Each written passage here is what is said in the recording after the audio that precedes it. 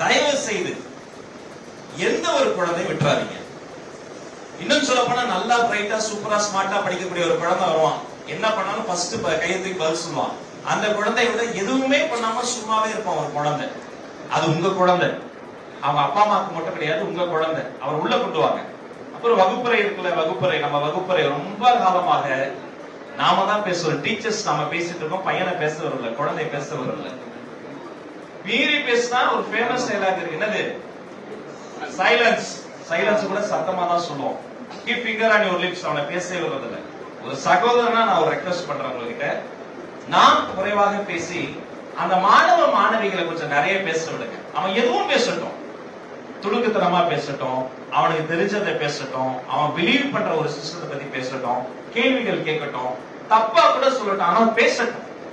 நாம் குறைவாக பேசி மாணவ மாணவிகளை அதிகமாக பேச வைத்து அது ஒரு ஒரு ஒரு உரையாடலா இருக்குமே தவிர வெறும் சொற்பிழிவா இருந்துடக்கூடாது. அப்புறம் இன்னொன்னுங்க, நான் சொல்றேங்க, நான் படித்த அந்த பள்ளிக்கூடத்துல இருக்கட்டும், நான் போன அந்த கல்லூரிகள், படித்த கல்லூரிகளா இருக்கட்டும், அவ்வளோ டீச்சர்ஸ் கிட்டே வந்து ராஜ்மோகன் கேட்டா அவ்வளவு டென்ஷன் ஆவாங்க. ஃபர்ஸ்ட் ஐயோ அவனா சேட்டப் பண்ணுவானே, அவன் வந்து படிப்புல வந்து இப்படி இருப்பானே அப்படி இருப்பானே. ஆனா இன்னைக்கு 25 வருஷம் ஆச்சு, எந்த டீச்சர் கிட்ட கேட்டாலும் ஒழுக்கம் கேட்டா அச்சா அவன் நல்ல பையங்க, கரெக்டா சொன்னதை செய்வான் அப்படின்னு சொல்லுவாங்க. கல்வி ஒழுக்கத்தின் அடிப்படை. இது ஒழுக்கம், டிசிப்ளின். கல்வி என்பது வெறும் தகவல் சேகரிப்பு கிடையாது. கல்வி என்பது அறிவு தேடல். கல்விங்கிறது மனப்பாடம் பண்ணி மதிப்பெண் வாங்குவது கிடையாது, சமூகத்தில் மதிப்பு வாங்குவது. கல்வி என்பது வெறும் தகவல்கள் எல்லாம் சேர்த்து வச்சு அப்படியே நெக்குறு போடுவது கிடையாது, மனப்பாடம் போடுவது கிடையாது. கல்வி என்பது இந்த உலகத்திற்கு நாம செய்யக்கூடிய மாபெரும்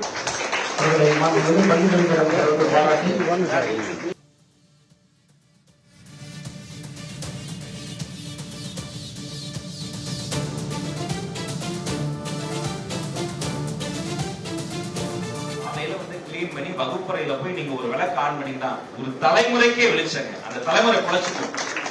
அப்ப அவங்களை இன்னும் அன்பா அரவணைச்சு அவனுடைய ஃபேவரட் டீச்சர்ஸா நீங்க மாறி, அது சுமையா இல்லாம, நாங்கெல்லாம் அந்த புத்தக பைய சின்ன வயசுல அந்த காலத்துல எடுத்துட்டு போகும்போது நிலாக்கு போன நீலாம்ஸ்னா கூட கம்மியா தான் திங்ஸ் எடுத்துட்டு போனார். அவ்வளவு பெரிய பைய தூக்கி புக்ஸ் எடுத்துக்கிட்டு அதெல்லாம் எடுத்துக்கிட்டு போய், ஆனா இப்ப அது சுமை குறைக்கப்பட்டிருக்கு. Education is celebration. நம்முடைய கவர்மெண்ட் ரொம்ப தெளிவா இருக்கு.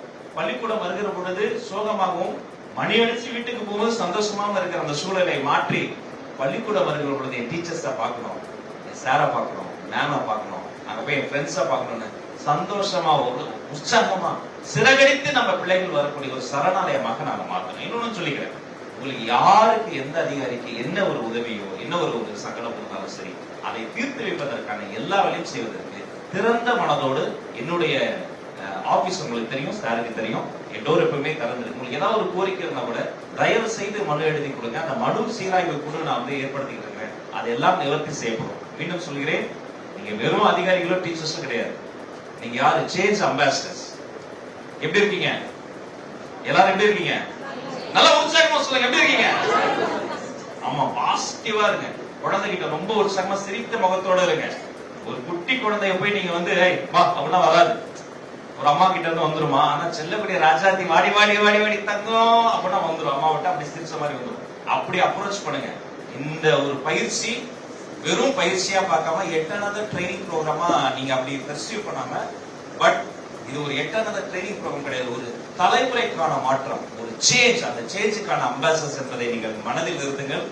அத்தனை பேருக்கும் நல்லதே நடக்கட்டும், நலமே சொல்லட்டும் என்று வாழ்த்தி வணங்கி விடைபெற்று செல்வது உங்கள் அன்பு சகோதரன் ராஜ்மோகன். நன்றி, நன்றி, வணக்கம்.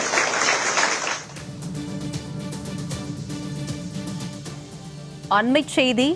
மாநில அளவிலான முதன்மை கருத்தாளர்களுடன் பள்ளி கல்வித்துறை அமைச்சர் ராஜ்மோகன் ஆய்வுக் கூட்டம் நடத்தி வரும் நிலையில் அதில் அவர் பேசிய காட்சிகளை நாம் அண்மை செய்தியாக பார்த்து வருகிறோம்.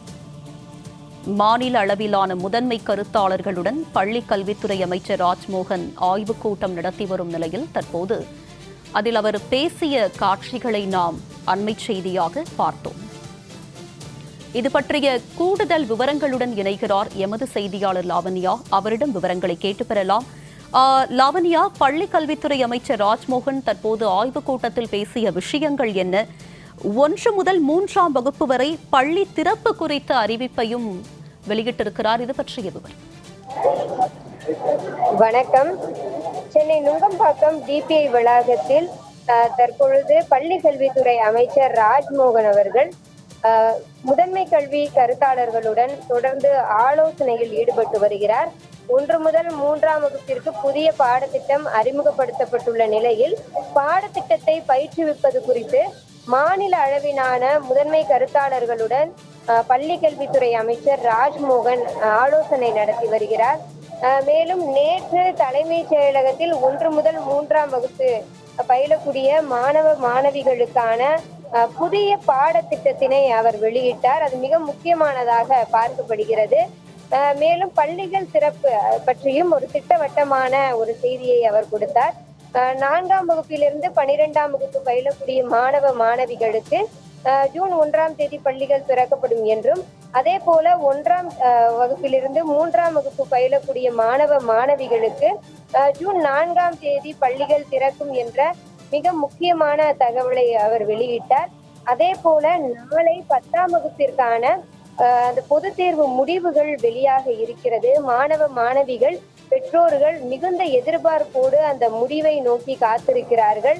அந்த வகையிலே நாளை திட்டமிட்டபடி பொதுத் தேர்வு முடிவுகள் வெளியாகும் என பள்ளிக்கல்வித்துறை அமைச்சர் ராஜ்மோகன் அறிவித்திருக்கிறார்.